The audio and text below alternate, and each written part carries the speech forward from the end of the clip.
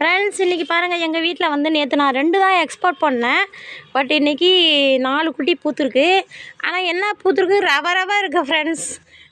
இது வழியாக உங்களுக்கு ஒரு மெசேஜ் பாஸ் பண்ண போகிறேன். என்னன்னு கேட்டாக்கா, மனிதர்கள் உங்கள் மனதை இதுபோல் மென்மையாக வைத்து கொள்ளுங்கள். மனிதர்கள் உங்கள் உடலை இதுபோல் நறுமணத்தோடு ஆரோக்கியமாக வைத்து கொள்ளுங்கள். நம் வாழ்க்கை நன்றாக இருக்கும் அப்படிங்கிற ஒரு சின்ன மெசேஜ் கொடுத்துட்டு இதை வந்து நம்ம பறிச்சுக்குவோம். இன்றைக்கி என் தங்கச்சிக்கும் எங்கள் ஐயனாருக்கும் வைக்கிறதுக்கு இதை நம்ம பறிச்சுக்கிறோம். ஓகேவா ஃப்ரெண்ட்ஸ்? 3 பூ பறிச்சாச்சா? இப்போ பாருங்கள், இங்கே ஒரு மேடம் இருக்காங்க.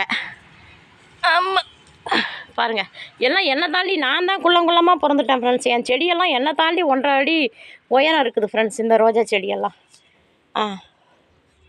ஓகே, இதில் மொக்கு இருக்குது பார்த்தீங்களா? ஒரு பூ பறிச்சிட்டேன்னா பாக்கி 3 மொக்கு இருக்குது பாருங்கள்.